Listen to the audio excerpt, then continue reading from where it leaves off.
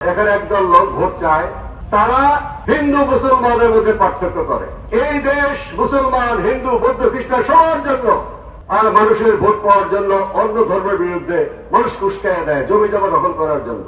কে কত vote pile, vote total সমস্ত vote সেই অনুপাতে সেখানে তারা সিট পাবে।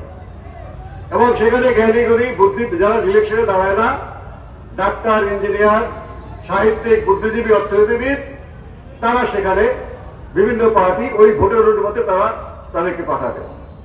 আর দেশের রাজনীতিতে হিসাব হবে যে এই পার্টির পার্লামেন্টের সিট এতটা, আর সারা বাংলাদেশে তারা এত লক্ষ ভোট পেয়েছে, তাই তাদের কথা শুনতে হবে। অর্থাৎ শান্তিপূর্ণভাবে আমাদের সমস্যা সমাধান করার জন্য আমি ভবিষ্যৎ বাংলাদেশে একটা নিয়ম করতে চাই। আপনি আপনার পছন্দের প্রার্থী যদি যোগ্য মনে করেন, তাকে অবশ্যই আপনারা ভোট দিতে হবে।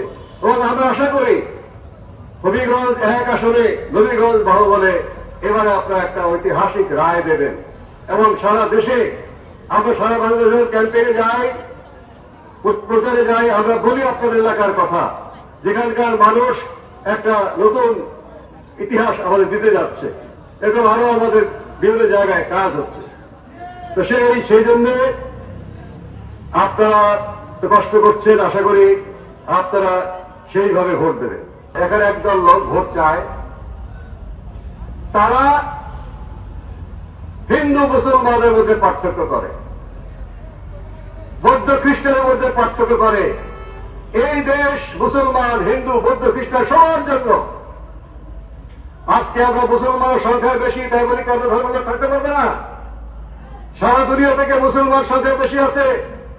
আমাদের দেশ থেকে লোক আমেরিকায় যায়, বিলাতে যায় কাজ করতে, সেখানে তো খ্রিস্টান বেশি। তাকে মুসলমানদেরকে বের করে দিলে আমাদের ভালো লাগবে? ভারতে মুসলমানের সংখ্যা কম, সেখানে যদি একটা মুসলমান ভাই বোনকে অত্যাচার করে আমরা কি ভালো লাগে? লাগে না। আমার দেশে যদি আমরা এই সমস্ত সত্যি ধর্মের নয় রাজনীতি করে, ধন্যবাদ ব্যক্তিগত জীবনের অসৎ মিথ্যে কথা বলে, আর মানুষের ভোট পাওয়ার জন্য অন্য ধর্মের বিরুদ্ধে মানুষ উস্কাইয়া দেয় জমি জমা দখল করার জন্য। তারা দেশের শত্রু, আল্লাহর কাছে শত্রু।